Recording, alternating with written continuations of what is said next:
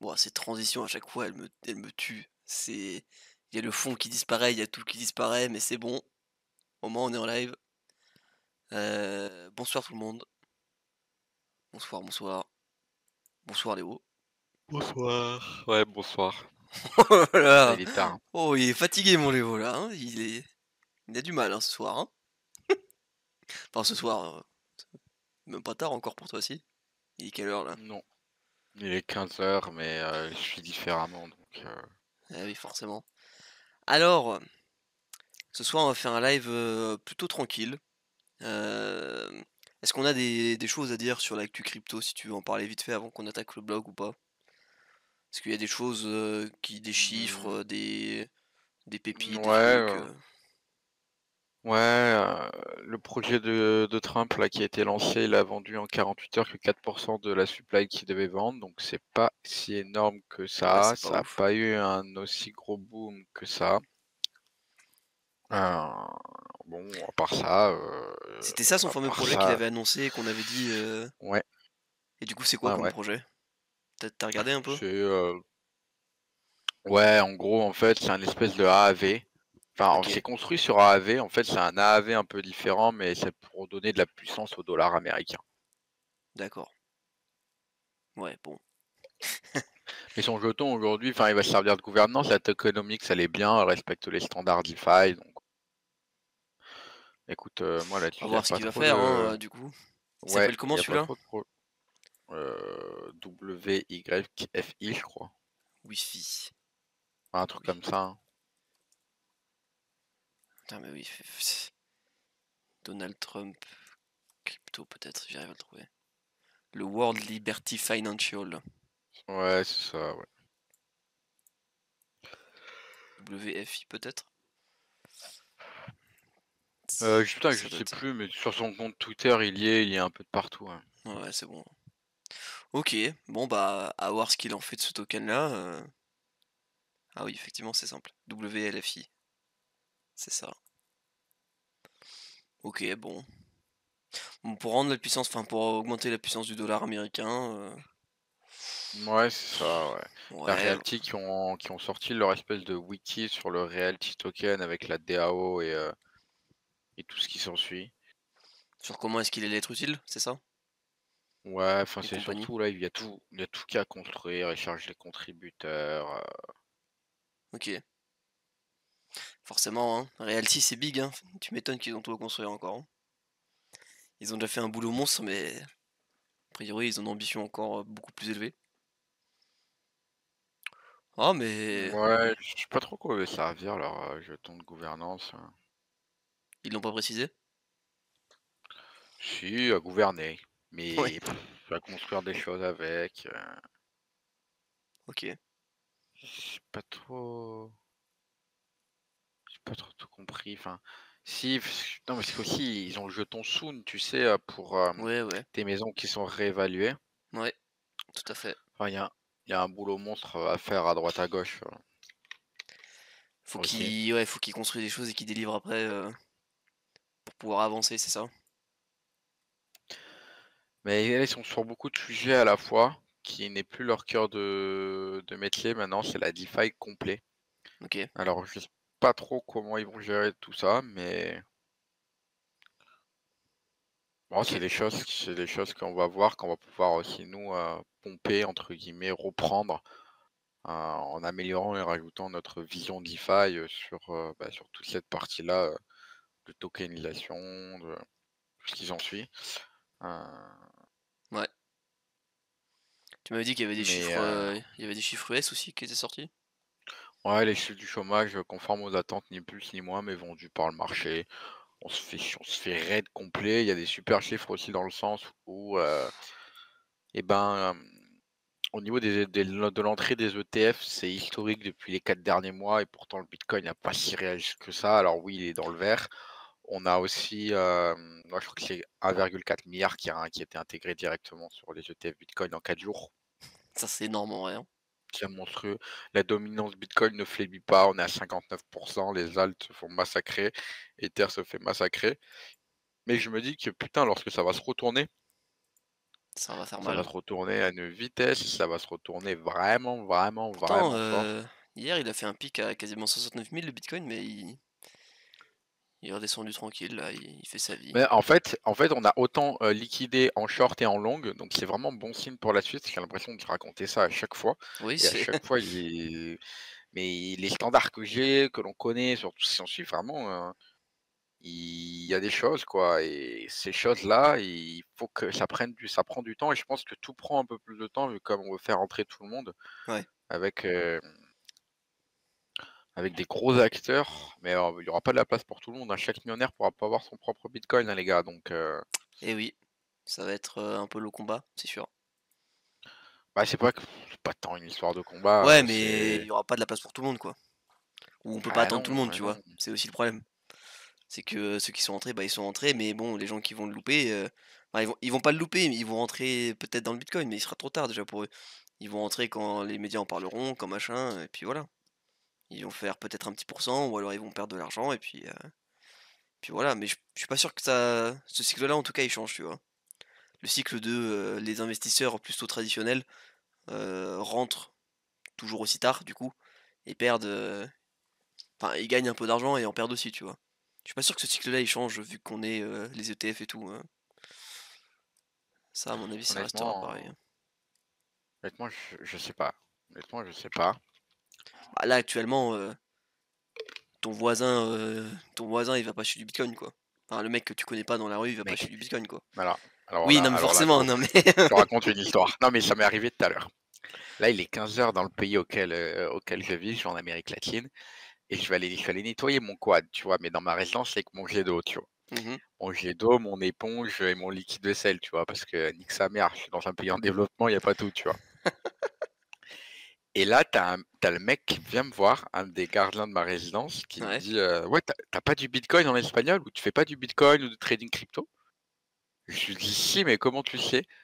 Il dit: «Ouais, bah, parce que du coup, bah, il a notre nom et puis du coup, par mesure de sécurité, à des moments, ils doivent, enquêter un peu sur Ouais, il tout le monde, regarde, ouais. vérifier que» Mmh. voilà et du coup, bah, avec mon nom sur internet, il a vu. Puis il m'a dit: «Ouais, moi, j'ai acheté du bitcoin aussi et cetera». Du coup, on a discuté 2 3 minutes, après il devait faire autre chose. Puis moi, j'avais la tête sous l'eau, enfin bref, j'avais du liquide vaisselle de partout pour nettoyer mon quad et là, le mec, il m'a dit: «Ouais, j'ai acheté du bitcoin et cetera, mais il y a longtemps». Non, il y a pas longtemps, il y a 2 ans, je les ai achetés au top ou 3 ans, je sais plus et là, j'attends, nanani, nanana, je sais pas quoi, où il m'a dit: «Ouais, il aurait fallu que j'achète bien longtemps l'avant, je connaissais depuis longtemps». Enfin bref, histoire de dingue Eh et ben, du coup, je me suis dit: «Putain, c'est le top du marché, c'est le bear, c'est il faut tout vendre». ça y est, c'est déjà Le gardien le gardien de ma résidence qui me dit qu'il a acheté du bitcoin. mmh. C'est bon, bah, du coup, la logique que j'ai dit, Lunaire, lunaire. forcément, elle compte pas, là, dans une situation comme ça, Ah c'est non, un parce peu que con, mais ouais, c'est drôle. c'est pour ça que je te raconte l'histoire, tu vois? Enfin, je vous Putain, c'est raconte marrant. l'histoire, mais Bah, en vrai, OK, bon, c'est peut-être un exemple isolé, mais tu vois, moi, j'ai pas entendu des gens autour de moi me dire: «Alors le bitcoin, ça marche bien», tu vois? C'est pas encore le moment. On n'en est pas encore là ah et non, ouais. le cycle, je pense qu'il va toujours se refaire, mais là, on est dans un moment un peu flou, il faut juste attendre que ça reparte un peu, mais bon. Voilà, le problème, c'est qu'on était sur une base de October, donc le fameux octobre, qui est censé, exploser et pour le Mmh. moment, bah, voilà, vous voyez bien à droite, hein, le marché est rouge, hein. Le marché est rougeant de partout, sauf le Pax Gold, hein, qui prend de la valeur, du coup, évidemment. Ouais, alors on rappelle que le Pax Alors, Gold, je vous balance l'info, c'est la crypto-monnaie achetée le plus achetée des 2 derniers mois sur BIMEXCHANGE c'est fou quand même, hein. et c'est pas une connerie, hein et loin devant. Ah, mais c'est une valeur refuge, hein, c'est fou. En même temps, ça a une connotation un peu réelle, tu vois? Les gens, ils se disent: «J'achète de l'or, j'achète pas une crypto-monnaie». Moi, Après, tu vois, je me vu comme, le marché, il se passe pas grand-chose et qu'on parle de valeur refuge, je me suis lancé un petit plan retraite là tous les mois que j'avais parlé la dernière fois, que je pourrais d'ailleurs vous partager. Tous les mois, du coup, j'achète pour 50 de, CBETH, donc c'est de l'ETH aux intérêts composés de Coinbase, sur la blockchain Coinbase et du, CB, BTC, pareil, du Bitcoin sur la blockchain Coinbase. Alors j'ai vu qu'il y a d'autres projets qui commençaient à arriver sur la blockchain Base. Hem, il y a eu le Moon de Bifi qui est aussi composé. Enfin bref, il y a deux trois produits vraiment intéressants et Ouais. j'aimerais qu'il y ait un espèce de produit adossé à l'or sur la blockchain de Coinbase, puisque je pense que c'est une blockchain dans 100 ans, elle sera toujours là, il y aura toujours quelqu'un pour reprendre la boîte ou faire un truc.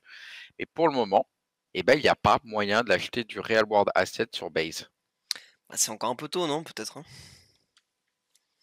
Les gens, enfin, Ben, le real world asset, il est pas encore complètement développé.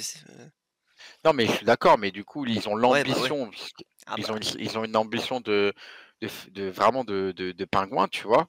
Ils y vont à tour de bras. Il y a tout le monde qui est en train de lancer son stable, il y a tout le monde qui est en train de lancer son Bitcoin wrappé, il y a tout le monde qui est en train de faire ci, de faire ça, mais où sont les produits structurés ils ne sont pas encore là. qu'on a vraiment besoin, quoi, qu'on Ouais, a ouais. vraiment besoin. Ouais, ouais. Bah, c'est Mm. sûr que les gens en vrai, je pense que ça peut être une bonne chose parce que la majorité enfin, l'adoption crypto va peut-être se faire au travers de valeurs refuges que les gens connaissent déjà, tu vois? Typiquement de l'or, Bah, tu vois, c'est c'est un peut-être le cas, truc, hein. il faudrait que là, bon, on est en live, on sait qu'il y a pas beaucoup de personnes, après on s'en fout, il y aura la rediff, mais tu vois, avoir des discussions sur ça, tu vois, en live à travers avec les personnes et tout, je trouve que c'est intéressant, surtout quand le marché, il se passe pas grand-chose. S'il y a Uni qui va lancer son layer 2, c'est pareil, si tout le monde Ouais, lance son stable, tout le bah, monde ouais. lance son layer 2, tout le monde lance son wrappé Bitcoin, son wrappé Ether, son Ether stacké. Euh, bon, nous, franchement, plus il y a des L2 qui se lancent, mieux c'est pour nous. C'est Donc, sûr. comme ça, dès que le layer Uniswap sera opérationnel, on rajoutera sur notre plateforme. Ça veut dire quoi? Ça veut dire qu'on attend que Uniswap soit opérationnel dessus et qu'il y ait un safe wallet aussi, pareil, qui soit dessus. D'ailleurs, ça y est, maintenant, sur les safe wallets, je sais qu'on en avait parlé, vous pouvez directement avoir la même adresse pour tous les wallets. Donc ça, c'est vraiment cool. Sage qui continue Surtout, de ouais, build, ouais, sur toutes toujours. les blockchains, ils ont leur jeton de gouvernance. Mais c'est pareil là, le jeton de Trump là, il n'est pas transférable. Aïe, aïe, aïe.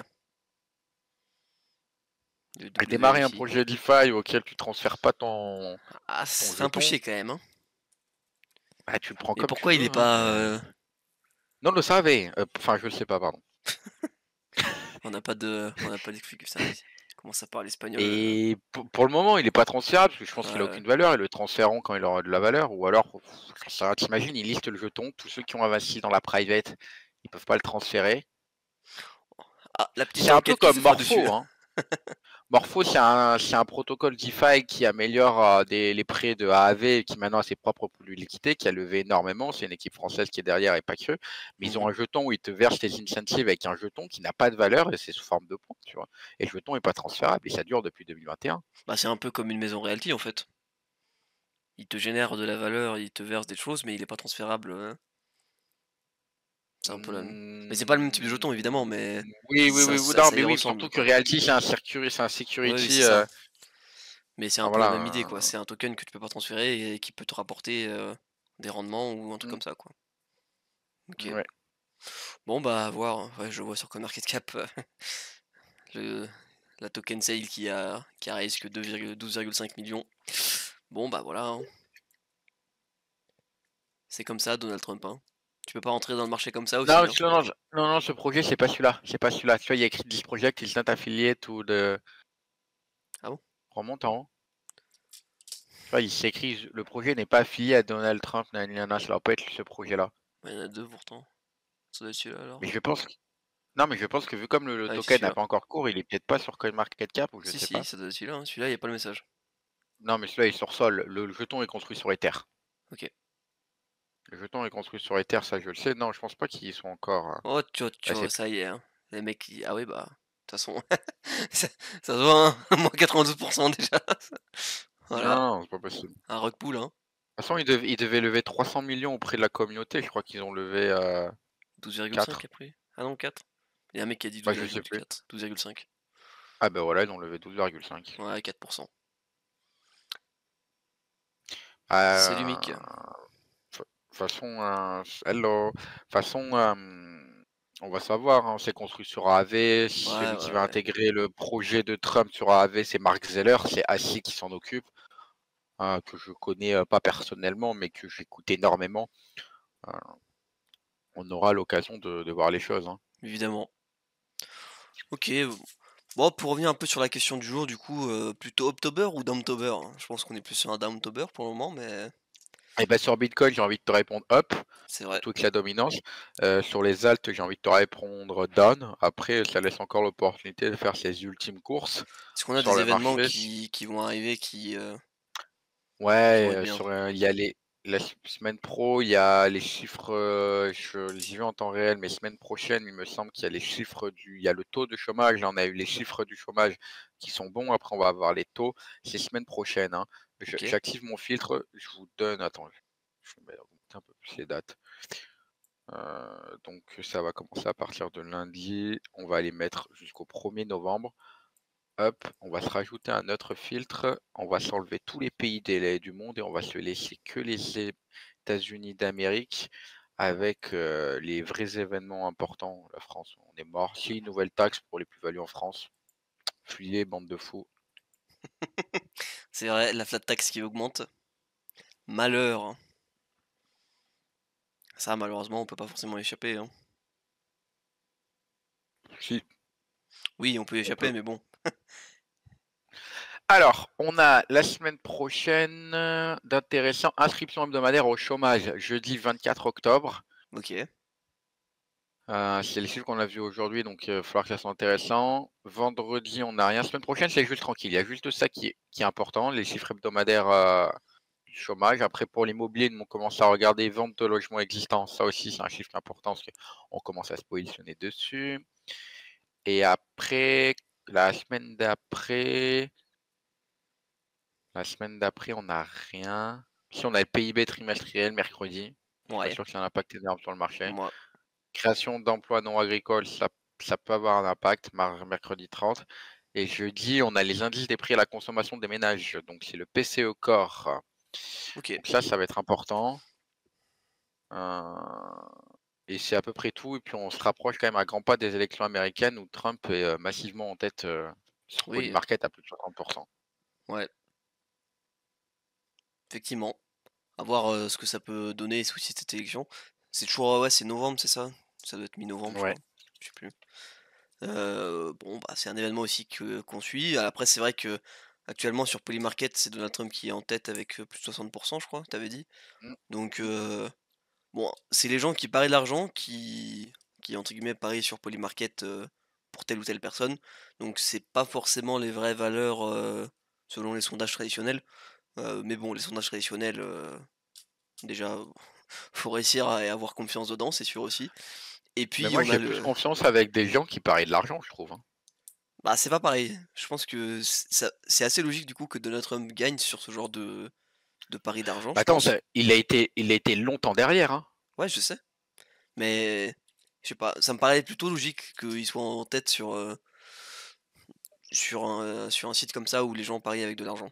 Après, on a le problème toujours de base de, la, les élections américaines, c'est qu'on élit des sénateurs et on n'élit pas, par voix par rapport au peuple, c'est des voix de sénateurs, si c'est bien Ouais, ce que je me rappelle. c'est pas la proportionnelle comme la Voilà, France, c'est ça, c'est à la proportionnelle indirecte. exactement. Donc, va toujours y avoir des surprises, en fait. Des fois, on va penser qu'un État va voter pour telle personne alors que finalement non. Enfin, ce sera aussi la surprise, ça avait déjà été un peu la surprise, le la dernière fois Mais quand Donald Trump a été élu, aux quoi. précédentes élections, Trump avait plus de voix Ouais, au niveau de personnes, mais avait quand même perdu les élections. c'est ça, ouais. Ça avait déjà fait la surprise comme ça, donc c'est aussi quelque chose qui est possible dans les 2 sens, hein, on va voir du coup ce que ça va donner, mais affaire à suivre. C'est vrai que pour le marché crypto, ce serait une bonne chose. Heu, bon, voilà. Pour nos portefeuilles, pour tout ce qui s'ensuit aussi. Pour l'économie globale, peut-être que ce serait une bonne chose. Après, on se Pour les positionne pas sur tensions la politique, dans voilà. Oui, pour C'est les tensions aussi, bah, l'administration Biden, enfin, Harris, ça va être, c'est la même que pro-régulation, quoi. l'administration Biden, donc on sait déjà à quoi s'attendre. C'est ça. Trump, on l'a déjà eu, on a vu comment les résultats avaient été bons, comment, bah, il n'y avait pas eu de guerre à ce moment-là, donc voilà, après, surtout ça qu'on regarde, mais bon, c'est que ce soit Harris ou l'autre, je pense pas que ça change énormément Non, non plus. Ce qui est important, c'est qu'il y ait des mecs qui achètent du bitcoin pour que nous on puisse vendre et puis c'est à peu près, C'est à peu près tout. Michael Saylor qui déclare il y a pas très longtemps, MicroStrategy a battu toutes les entreprises de l'indice SP500 en utilisant la stratégie Bitcoin et c'est la réponse est vraie. La réponse est vraie Ça, et c'est une folie, hein. juste, et ben, c'est vraiment important et ça va donner vraiment des idées aux autres. Parce qu'il y en a qui vont il y a des entreprises qui ont raté Bitcoin. Voilà. Par contre, il y a Ether derrière. Il y a Ether, il y a, j'en sais rien, Solana, même si je suis pas fan, il y a sûrement des jetons DeFi qui peuvent être utiles. Mmh. Mmh.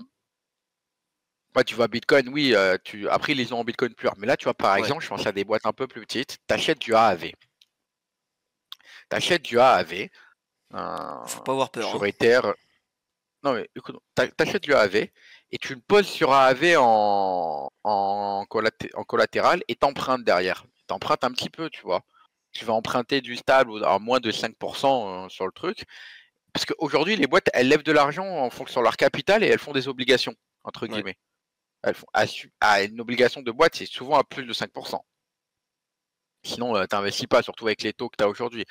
Donc en fait, tu investis le cash que tu as sur AAV, qui le jeton AAV, même s'il prend un bear market, c'est quand même un produit aujourd'hui qui lead la DeFi et aujourd'hui qui est un secteur qui est puni par le marché.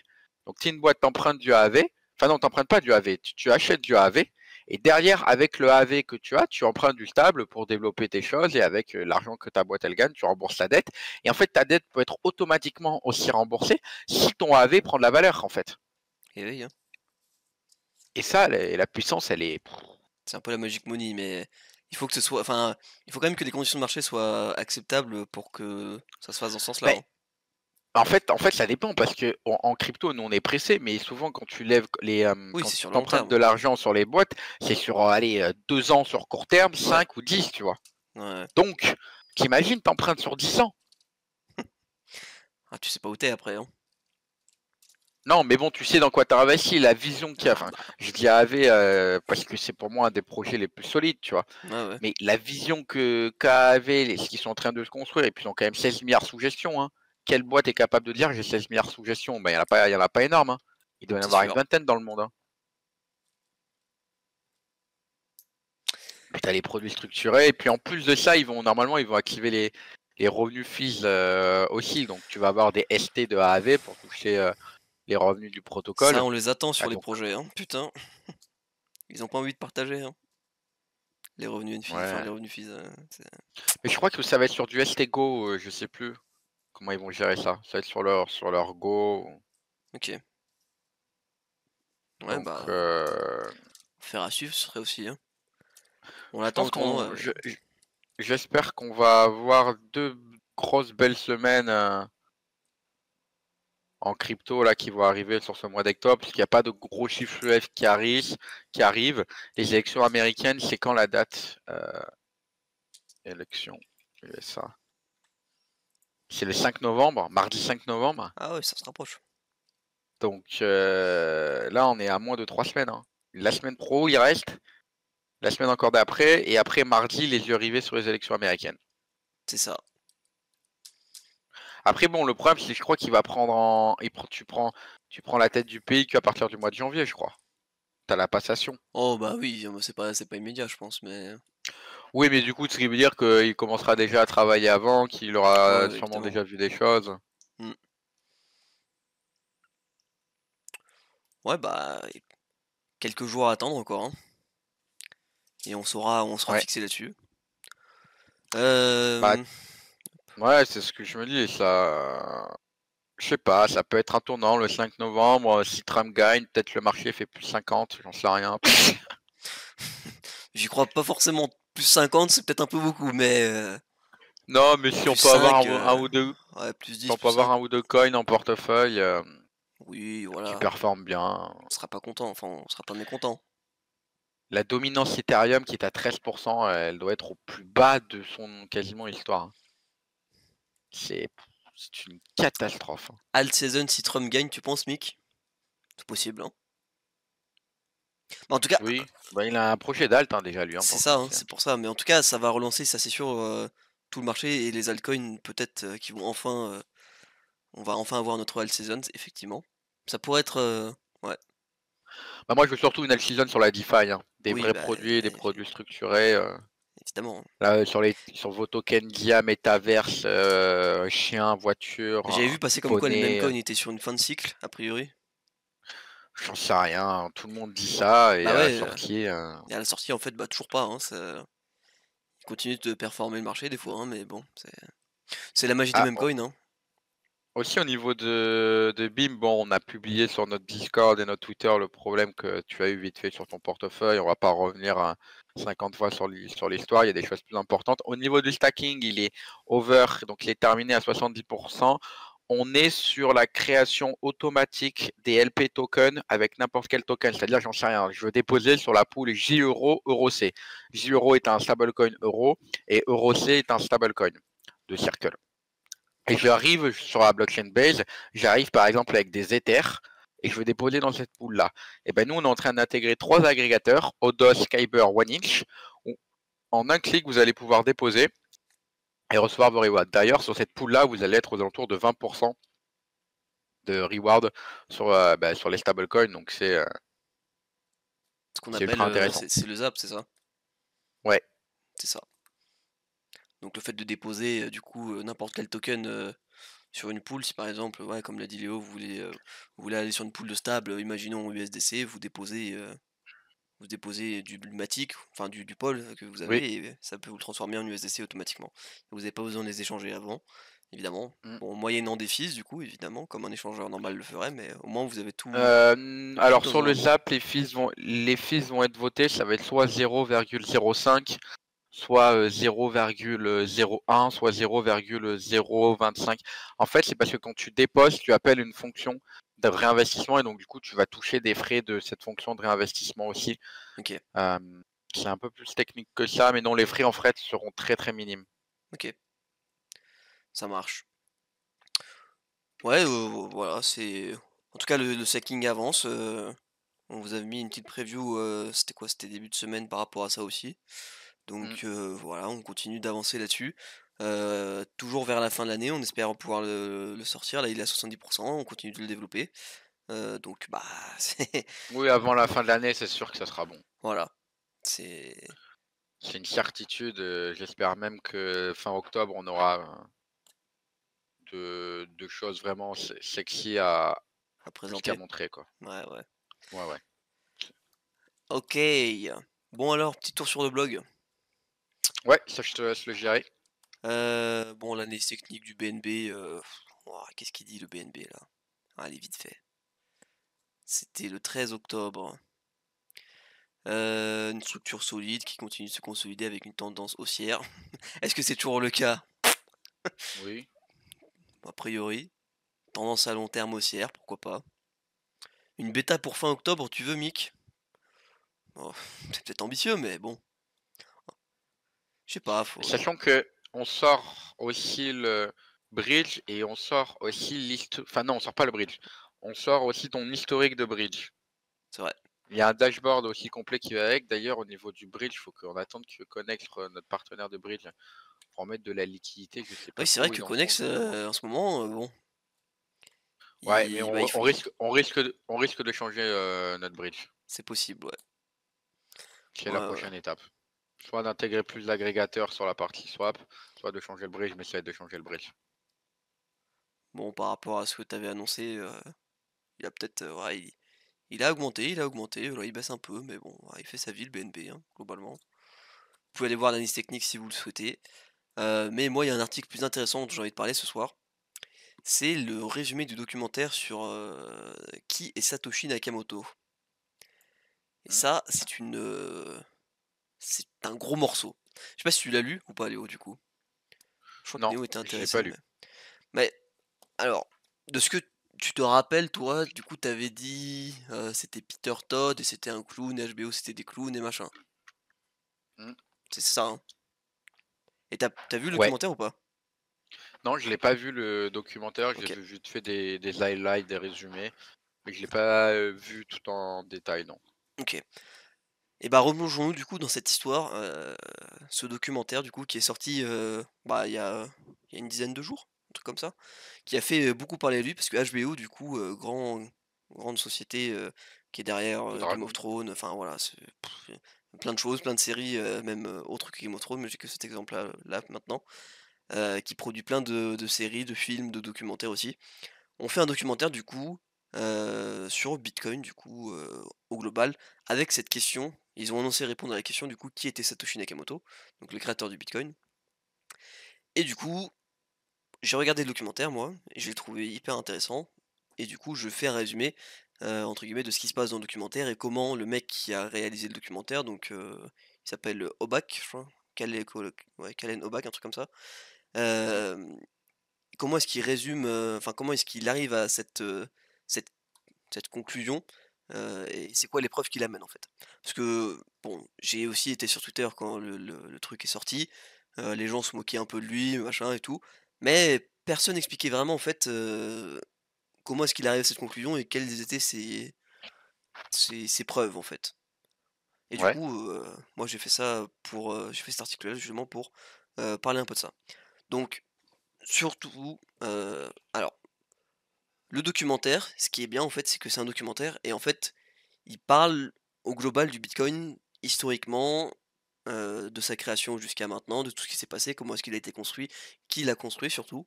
Il parle des crypto-monnaies en général, il parle de plein de choses, plein de sujets hyper intéressants, les monnaies aussi, les CBDC, ça s'appelle? Les monnaies de banque centrale.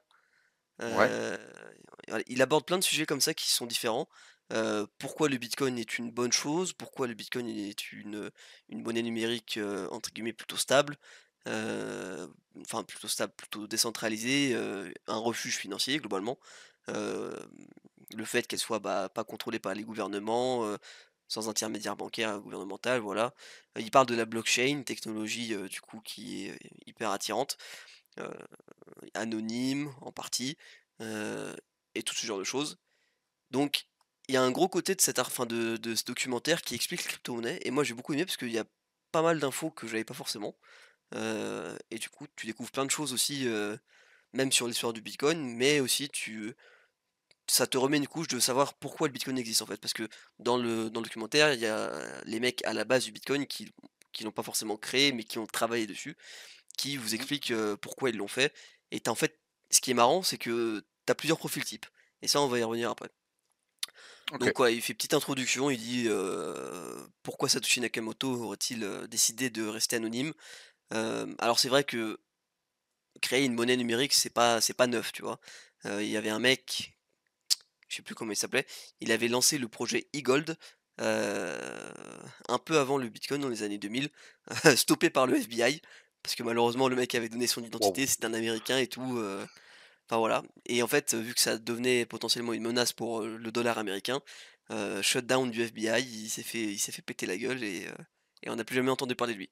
Donc Satoshi Nakamoto, le mec qui a créé le Bitcoin, il devait rester anonyme pour cette raison-là. Parce que si vous créez quelque chose qui bouscule l'économie, en place, et les crypto-monnaies en place, les gouvernements en place, enfin les monnaies en place, bah, c'est dangereux quoi. Ça va vous retomber dessus.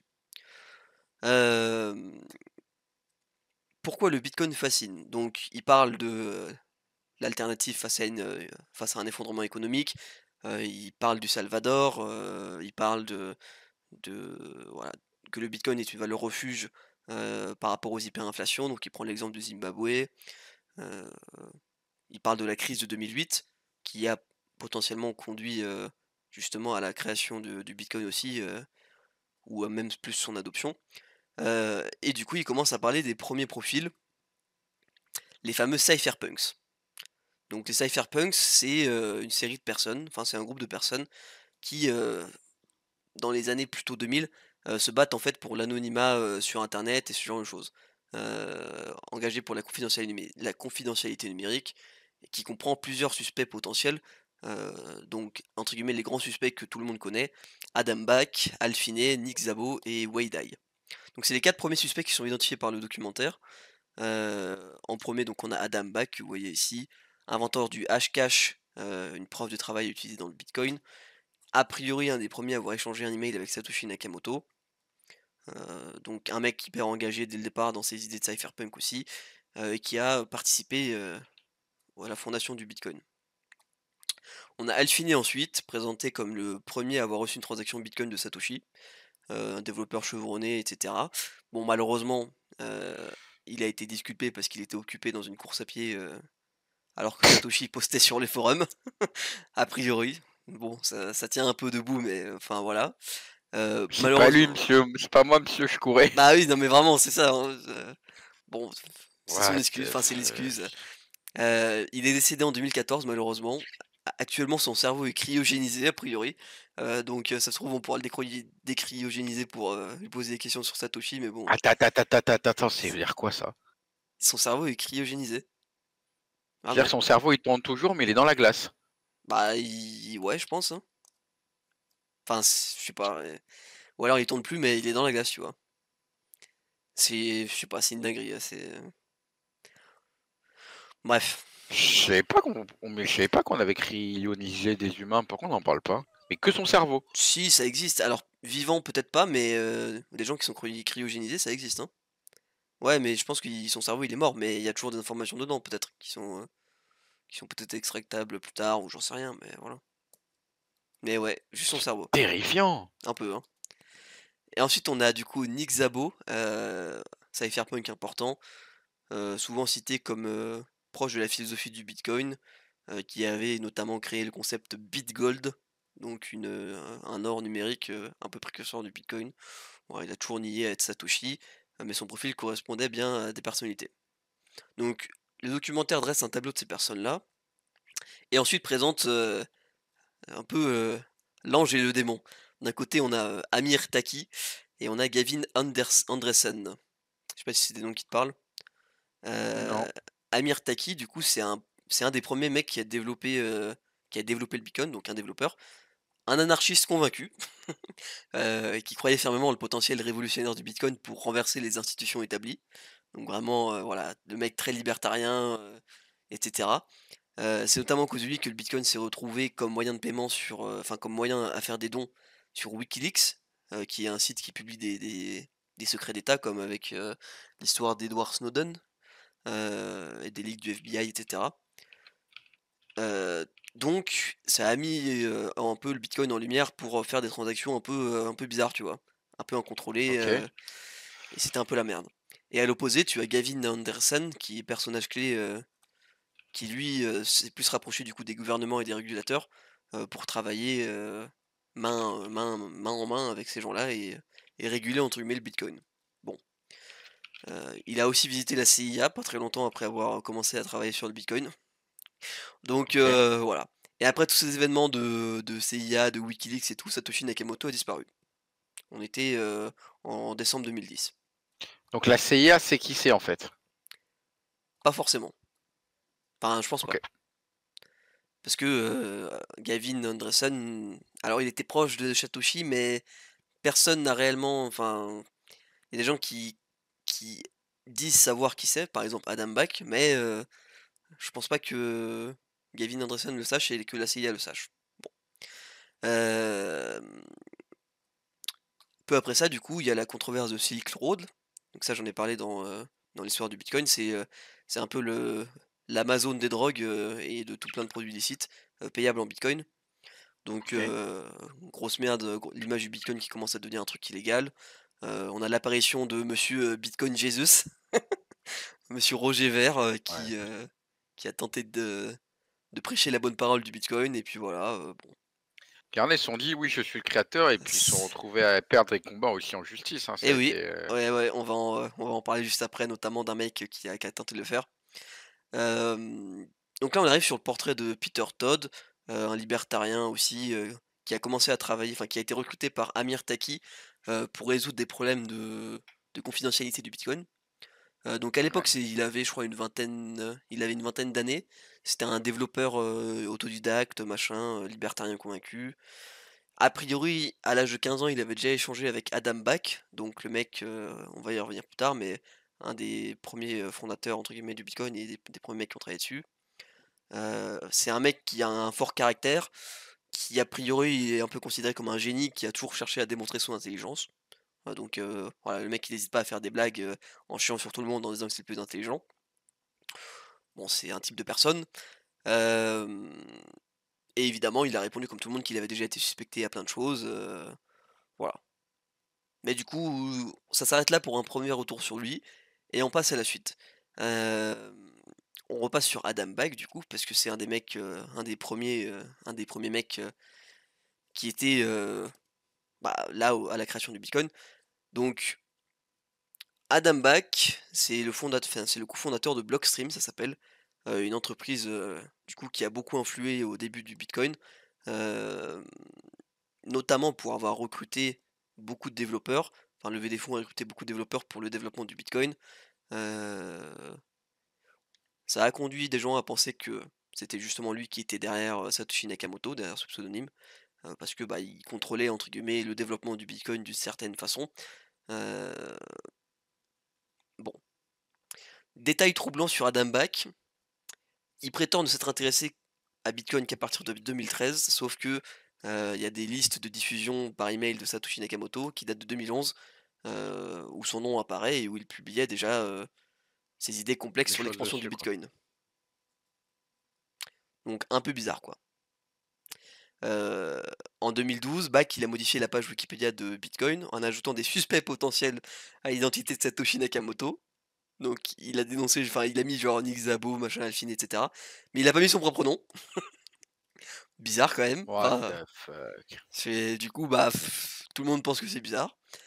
Et après voilà, le mec derrière le réalisateur du documentaire, il met en lumière le rôle de Blockstream et dans le financement et le développement du Bitcoin. Ce qui prouve, comme je l'ai dit tout à l'heure, à penser que Adam Back, aurait potentiellement utilisé son influence pour orienter le Bitcoin, tout en protégeant son anonymat s'il était Satoshi Nakamoto. Bon, bon, pourquoi pas? C'est un peu bizarre, mais pourquoi pas? C'est certaines preuves. On arrive à un moment, décisif dans la guerre, enfin dans le Bitcoin, la guerre des blocs. Alors la guerre des blocs, c'est quoi? C'est, un événement qui a commencé du coup parce que le réseau Bitcoin, faisait de plus en plus de transactions, parce que de plus en plus de gens ont commencé à l'adopter. Et le problème, c'est que, bah, les blocs du Bitcoin, ils étaient très petits. C'est-à-dire qu'en fait, pour faire une transaction, pour envoyer quand vous faites une transaction, elle est envoyée sur un bloc, elle est regroupée avec plein d'autres transactions, et ce bloc est ensuite verrouillé sur la blockchain, et vous pouvez y retourner pour voir les informations qu'il y a dessus. Sauf que plus il y a OK, de transactions, plus les blocs, bah, ils se remplissent vite. Donc plus il y OK, a de queues qui commencent à se créer, et du coup plus il y a de temps d'attente. C'est le problème qu'avait rencontré Bitcoin à un moment. Et en fait, on avait 2 teams. Une team qui pensait qu'il fallait justement développer, augmenter la taille des blocs. Donc c'était plus les mecs pro-régulation comme Gavin Andresen, le Bitcoin Jesus, qui défendait la taille d'augmenter les blocs pour pouvoir gérer plus de transactions et du coup plus d'adoption à grande échelle. Et de l'autre côté, on OK, avait les développeurs de base comme Adam Back, Blockstream, Peter Todd et tout ce genre de personnes qui craignaient que cela n'entraîne une centralisation accrue et un risque pour la sécurité du réseau. Parce que si on se dit que: «Allez, on change les règles d'un coup», pour changer la taille des blocs, et bah, ça ouvre la porte à: «Allez, on change les règles pour changer, la supply max, allez, on change les règles pour faire plein de trucs». Donc voilà, ils voulaient pas. Donc il y avait OK. ces 2 teams là qui se sont battus pendant plusieurs années. Heu, en août 2015, après plusieurs années de silence, il y a Satoshi Nakamoto qui fait un email à sa liste de diffusion et qui s'oppose fermement justement à Gavin Andresen, à Roger Ver, pour augmenter la taille des blocs. Il dit que en plus, je me rappelle, il crache, enfin, vraiment, il parle salement, hein, il crache des faits et tout, il est en mode: «C'est pas ça la vision du bitcoin, machin», enfin voilà. L'email était assez vénère, et du coup, il prouve son soutien justement, aux mecs qui étaient dans la team des petits blocs. Bon, OK, pourquoi pas. Il y a des gens qui ont douté de cet email, mais la majorité de la communauté l'a pris comme légitime. Heu, bizarre un retour de Satoshi maintenant, alors que, bah, il avait disparu depuis plusieurs années et que on l'avait plus jamais revu. Donc on se demande si c'est pas, un mec, du camp des petits blocs comme Adam Back, ou d'autres personnes, bah, qui auraient pu envoyer pour donner un coup de boost à leur campagne, des petits blocs. C'est possible. Justement après ça, il y a un mec qui a essayé de faire pareil, qui a prétendu être Satoshi Nakamoto, qui s'appelle Craig Wright, entrepreneur australien. En 2016, il affirme être le créateur du Bitcoin. Il est soutenu par la team des gros blocs évidemment, parce qu'eux aussi ils avaient besoin d'un mec, pour représenter ça.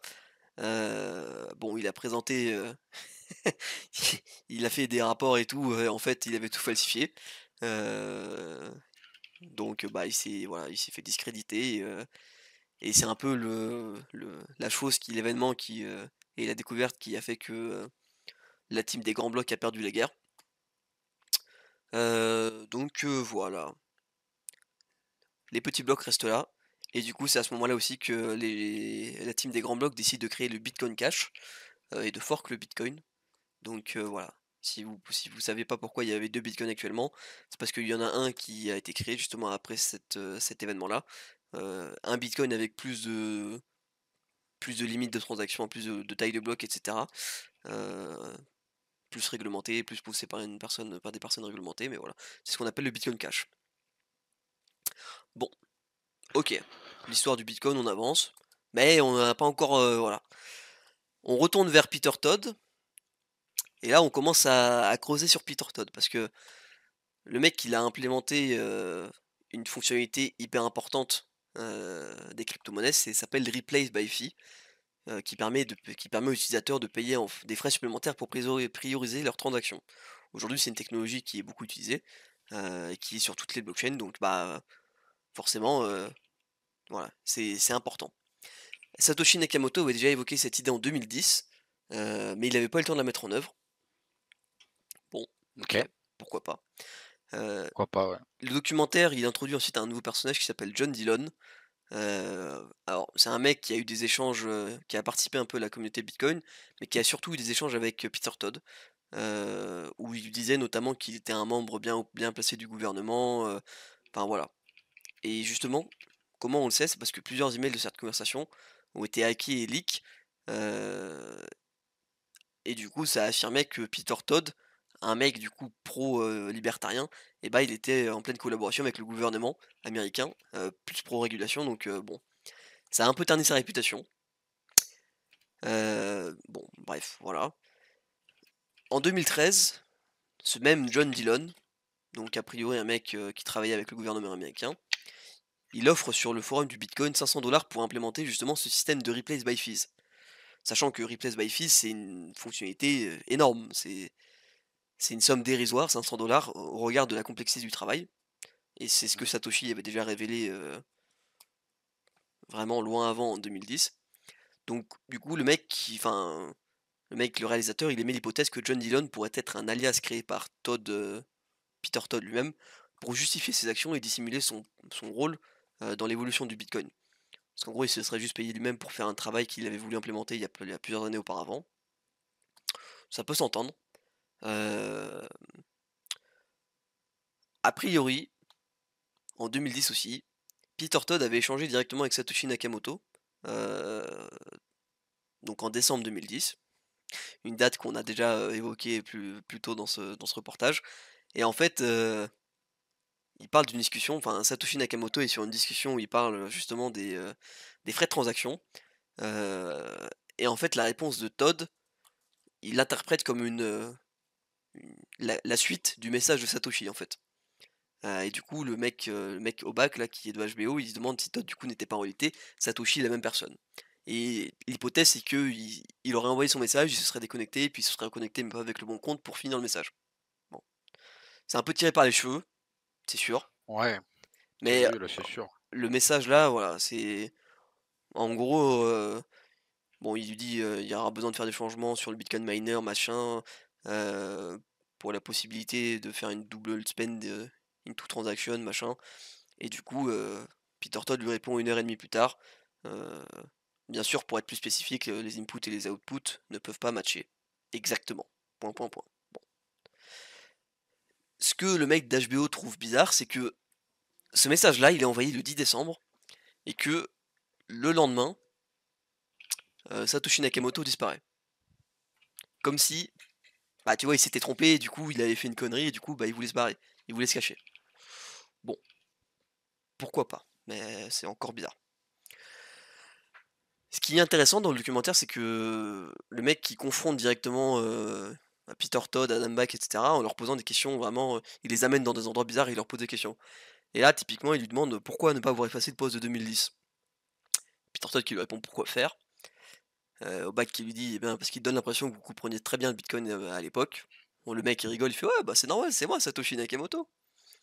Heu, il se fout de sa gueule globalement et en fait, bon, il trouve ça bizarre que 13 ans après quand même, parce qu'il est interrogé en 2023, le mec se souvienne très bien du post qu'il avait fait sur Satoshi à Satoshi Nakamoto. Bon, OK et ensuite il explique que voilà, Peter Todd, il semble jouer à un jeu, heu, il veut brouiller les pistes, il empêche les gens de le trouver et c'est comme ça qu'il a jamais été vraiment suspecté par les gens parce qu'il était considéré comme un mec trop à part, un mec, bah, justement qui a eu trop d'emmerdes, qui était pro gouvernement machin, donc c'est forcément pas lui, il est trop bizarre, c'est trop un péteux foireux genre. Donc il a toujours été écarté des listes de suspects. Hem et du coup on revient sur les principales preuves. A priori Todd était à Toronto à l'époque, donc au Canada et sa manière d'écrire qui mélangeait des tournures british et canadiennes, était similaire à Satoshi. La disponibilité de Satoshi a cru pendant l'été, une période où Todd était encore étudiant aux Beaux-Arts et il aurait pu avoir plus de disponibilité pendant ses vacances d'été. C'était aussi une théorie. Les styles de programmation de Satoshi décrit comme n'étant pas celui d'un développeur professionnel, ce que Todd n'était pas non plus à l'époque, c'était un développeur autodidacte. A priori, OK. heu, il a dénigré ça, mais Todd avait appris le C++ from scratch. Il a répondu dans le documentaire que non, pas du tout. Alors que c'était mentionné sur une liste d'un ancien CV qu'il avait tenté de faire disparaître en ligne sur un vieux blog qu'il avait construit. Bon. Et là, le mec de Bon, HBO, il se pose la question: «OK, imagine, t'es là, t'as 22 ans, t'as inventé le Bitcoin, qu'est-ce que ça aurait fait dans ta tête?» tu vois? T'es là, t'as inventé un truc révolutionnaire que personne pourra jamais savoir ce que c'est, enfin, qui l'a inventé et ce que t'as fait. T'as 22 ans et du coup, il émet l'hypothèse que, bah, ça peut faire en sorte enfin, ça aurait pu, justifier le fait que Peter Todd soit un mec un contradicteur, tu vois? Toujours en quête de prouver qu'il est plus intelligent parce que sa création l'aurait poussé à le faire ça. C'est possible, ça peut s'entendre. Hem, ensuite, il émet l'hypothèse que Adam Back, qui sait qui est Satoshi, pourrait cacher la vérité, parce qu'il a une relation très proche avec Todd, qu'il considérait comme un fils. Heu et du coup, il propose la l'hypothèse finale qui est, je pense que John Dillon, donc le mec des gouvernements là, vous l'avez créé pour vous donner une excuse pour implémenter Replace by Fees, concept que vous aviez imaginé des années auparavant, pour lequel vous aviez besoin d'un alibi. Vous en aviez besoin pour ce poste de 2010 aussi.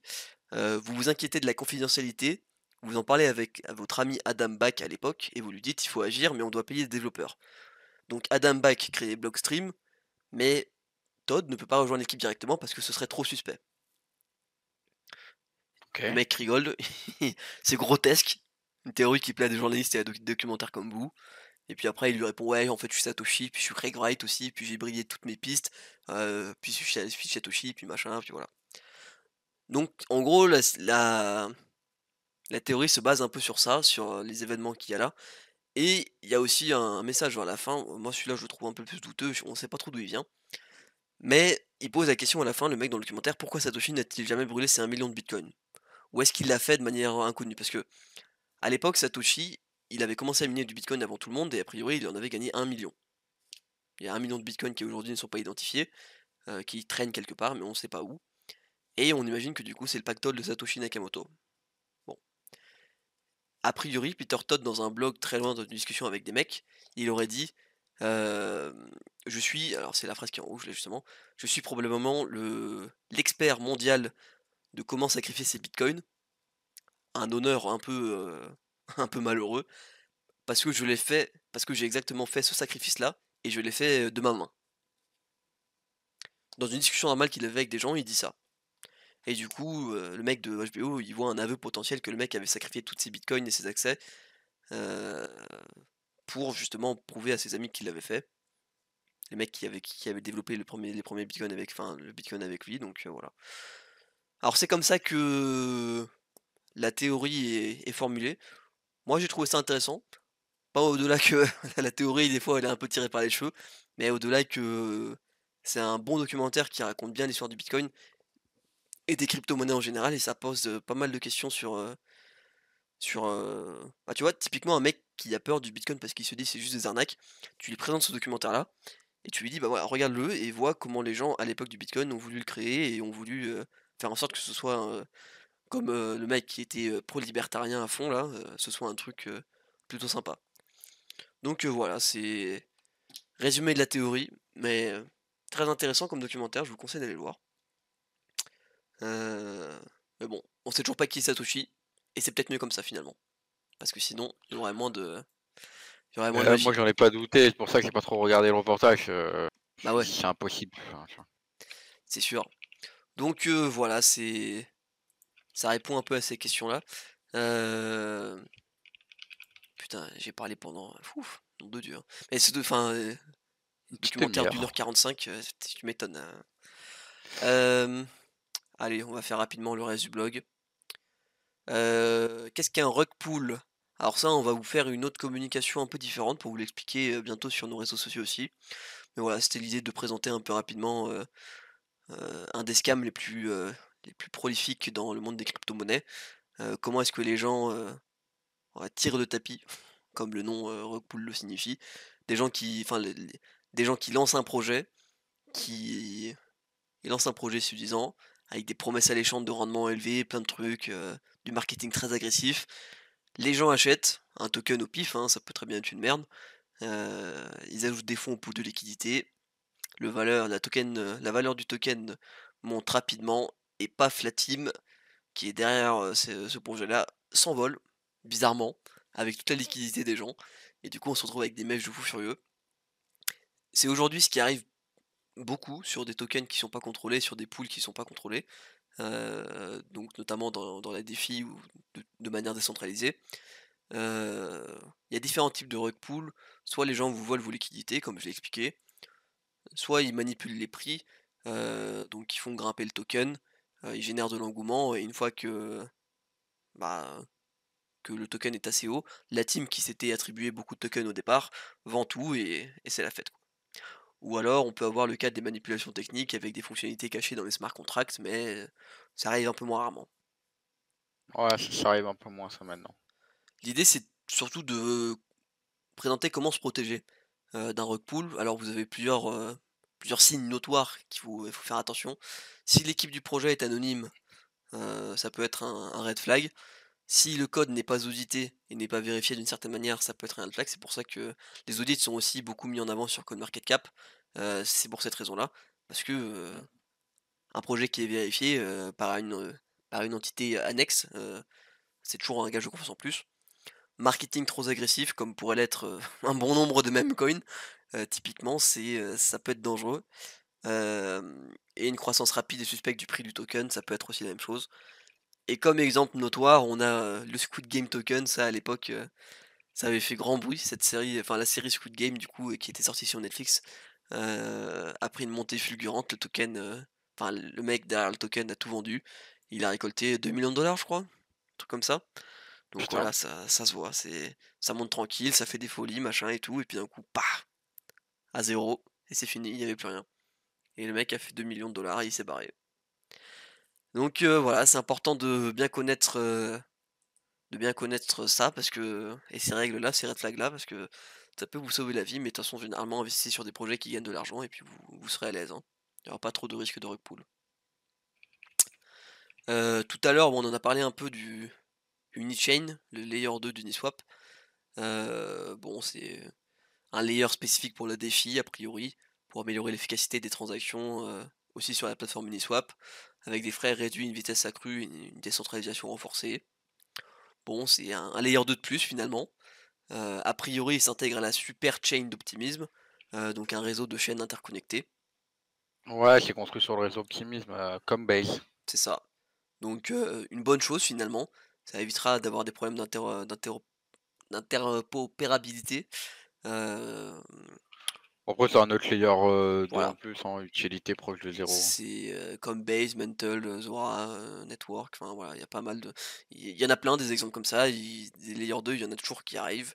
Bon là, c'est géré par Uniswap Labs, bon pourquoi pas, hein, a priori les transactions, se font en 250 millisecondes, bon,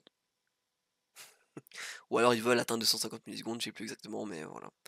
C'est un truc de plus, en tout cas le jeton uni, vous allez pouvoir le stacker justement sur ce réseau-là, pour faire fonctionner le réseau qui fonctionne en proof of stake. Heu, donc ça donne une utilité peut-être en plus au jeton uni. Bon, est-ce que c'était nécessaire? Peut-être, on verra bien, les rendements qui sont proposés si vous stackez ces jetons-là justement pour faire marcher le réseau. Et puis voilà, autrement si vous voulez vous y préparer, bah, vous pouvez en acheter sur Beam Exchange. C'est une solution qui est Ouais, je possible. pense une fois que ouais, je pense que ça va donner de l'utilité, plus qu'autre chose aux jetons unis. Ils vont peut-être utiliser cette chaîne-là pour reverser des récompenses du protocole de la chaîne aussi dessus. Ouais, Je pense à ça. Essayer de heu, ressortir un autre layer 2. bah, ouais. Et du coup, dernier épisode, Versity. Alors je sais pas si tu veux nous faire un petit débrief de cette Ouais, enquête là, c'est l'épisode 2. épisode 2 de l'enquête, 2 parties qui s'attaquent en justice. La société de capital qui avait investi dans Versity attaque en justice City et Versity ils attaquent aussi. Ils ont aussi changé de Versity a aussi changé de token. Il est passé de la blockchain Polygon à la blockchain BNB, mais tu peux pas migrer les tokens et il y a que la team qui est en mint, OK. qui peut les migrer, qui mint les tokens. En fait, ils se font pas chier et ils les déposent sur le MEX et ils les vendent. Et ils ont fait de la grosse pub à droite à gauche pour que les gens achètent du jeton sur MEX. Ben, voyons. Encore une fois, Voilà. hein, au centre de la merde.